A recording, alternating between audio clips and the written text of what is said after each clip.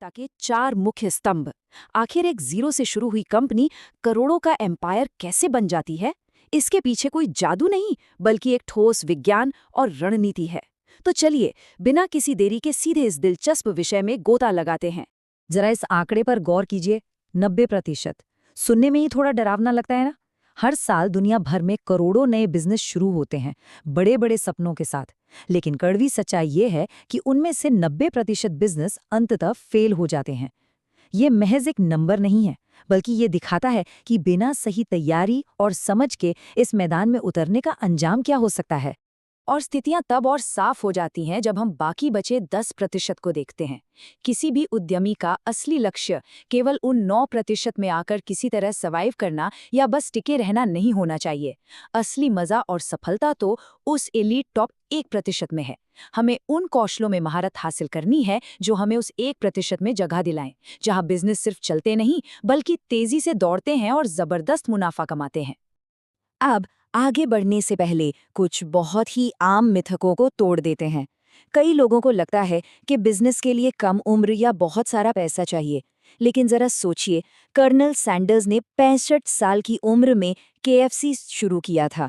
Amazon की शुरुआत Jeff Bezos ने एक छोटे से ऑनलाइन बुक स्टोर के रूप में की थी, और दुनिया भर में स्टेटस सिंबल बन चुका एप्पल का आईफोन, उसकी जड़ें एक साधारण से गैराज से जुड़ी है।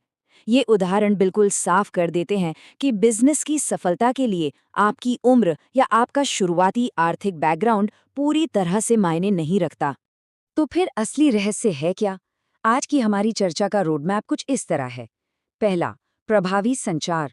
दूसरा, नेतृत्व और प्रबंधन। तीसरा, समस्या समाधान। और चौथा, समर्थन और प्रेरणा। ये बिल्कुल पक्का है कि अगर इन 4 स्तंभों को अच्छी तरह समझकर इनमें महारत हासिल कर ली जाए, तो बिजनेस के फेल होने वाले उस 90% के आंकड़े से बचा जा सकता है। चलिए सबसे पहले स्तंभ से शुरुआत करते हैं। प्रभावी संचार यानी बातचीत की ताकत। बुनियादी तौर पर देखा जाए तो बिजनेस है क्या? ये पूरी तरह से लोगों के साथ जुड़ने, उनसे बातचीत करने और उनकी मांगों को समझने का खेल है। और दिलचस्प बात यह है कि संचार का मतलब सिर्फ बेहतरीन तरीके से बोलना नहीं है। एक सच्चे संचार की शुरुआत एक्टिव लिसनिंग यानी ध्यान से सुनने से होती है, ताकि मार्केट की असली ज़रूरतों को पकड़ा जा सके। और एक बार जब आपको ज़रूरत समझ आ गई, फिर बारी आती है अपने विचारों को उन निवेशकों के सामने प्रभावी ढंग से पिच करने की, जिनके पास निवेश के लिए पूंजी है। क्योंकि सच तो ये है कि एक शानदार आइडिया को भी फंडिंग तभी मिलती है जब उसे सही लोगों के सामने सही तरीके से पेश किया जाए। यहीं पर संचार का एक और बहुत ही अहम पहलू सामने आता है, जिसे हम इमोशनल इंटेलिजेंस या भावनात्मक बुद्धिमत्ता कहते हैं। इसे इस तरह समझिए कि ये एक बहुत ही नाजुक संतुलन है। आपको अपने व्यावसायिक और तार्किक फैसलों पर व्यक्तिगत भावनाओं को बिल्कुल हावी नहीं होने देना है, लेकिन साथ ही अपने बिजनेस को कामयाब बनाने के लिए जो एक अंदरूनी आग होती है, जो इमोशनल ड्राइव होती है, उसे हमेशा जिंदा रखना है। यही सटीक संतुलन ही असली सफलता की चाबी है। अब हम अपने दूसरे स्तंभ पर आते हैं, नेतृत्व और प्रबंधन, यानी अपनी टीम का सही मार्गदर्शन करना। यहाँ हमारा फोकस बाहरी दुनिया और संचार से हटकर कंपनी के आंतरिक कामकाज और परिचालन नियंत्रण पर आ जाता है। नेतृत्व असल में कितना महत्वपूर्ण है, इसे इस जबरदस्त रूपक से बहुत आसानी से समझा जा सकता है। अगर 100 भेड़ों की सेना का नेतृत्व एक शेर कर रहा हो, तो वे कोई भी बड़ी लड़ाई जीत सकते हैं।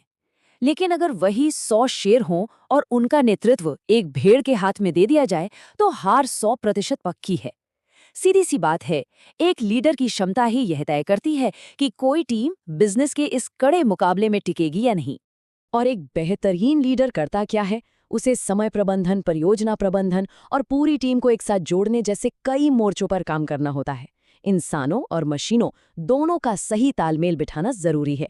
लेकिन इन सब में सबसे ज्यादा ध्यान देने वाली चीज है वित्तीय प्रबंधन।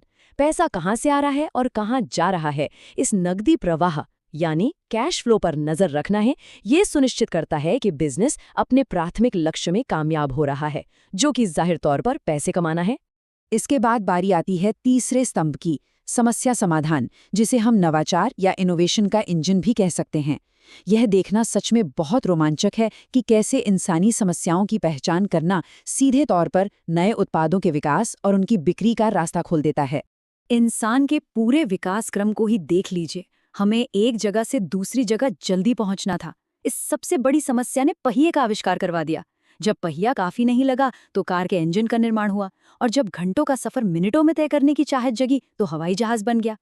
तेज यात्रा करने की इस इंसानी इच्छा ने निरंतर और अत्यधिक लाभदायक उत्पादों को जन्म दिया।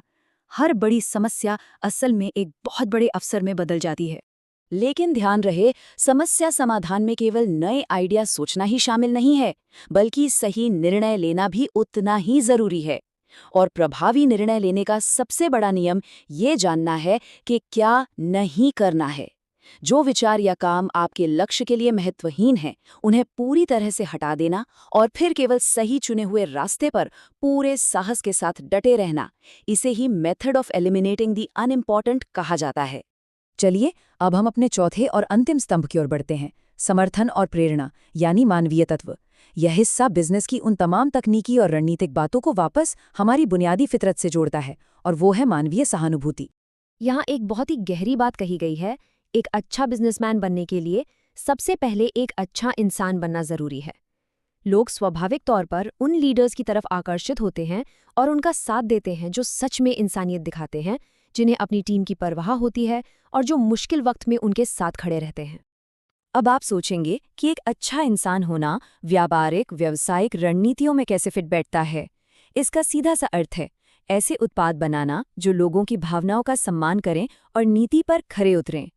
अपनी टीम का मनोबल हमेशा ऊंचा रखना ताकि वे रोज कुछ नया करने के लिए प्रेरित महसूस करें। और सबसे अहम, अपने ग्राहकों को एक ऐसी शानदार और सहानुभूति से भरी सर्विस देना कि वे बार बार आपके पास ही लौट कर आएं।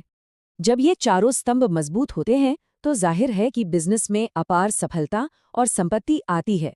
लेकिन हमारे स्रोत सामग्री का अंतिम और सबसे महत्वपूर्ण विषय इस बात पर केंद्रित है कि इतनी विशाल व्यावसायिक संपत्ति कमाने का वास्तविक उद्देश्य क्या होना चाहिए और इस बड़ी जिम्मेदारी को कैसे निभाना चाहिए। अंतिम सफलता केवल अपना बैंक बैलेंस बढ़ाने में नहीं है। असली कामयाबी तो तब है जब उस मुनाफे का इस्तेमाल जरूरतमंद लोगों की मदद करने के लिए किया जाए। वैश्विक मंच पर अपने काम से देश का सम्मान बढ़ाना और सिर्फ पैसों के पीछे भागने के बजाय आने वाली पीढ़ियों के लिए एक शानदार मिसाल कायम करना ही सही मायनों में सफलता है। धन की असली जिम्मेदारी तो उसे समाज को वापस लौटाने में ही निहित है। तो इसी विचार के साथ हम अपनी आज की इस चर्चा का समापन करते हैं। अंत में एक बहुत ही शक्तिशाली सवाल पीछे छूट जाता है। जब भी कोई नया बिजनेस शुरू होता है तो क्या वो शुरुआत में देखे गए उस 90% वाले फेलियर की आंकड़े का महज एक हिस्सा बनकर रह जाएगा, या फिर इन 4 स्तंभों पर खड़ा होकर पूरी दुनिया के लिए एक मिसाल कायम करेगा।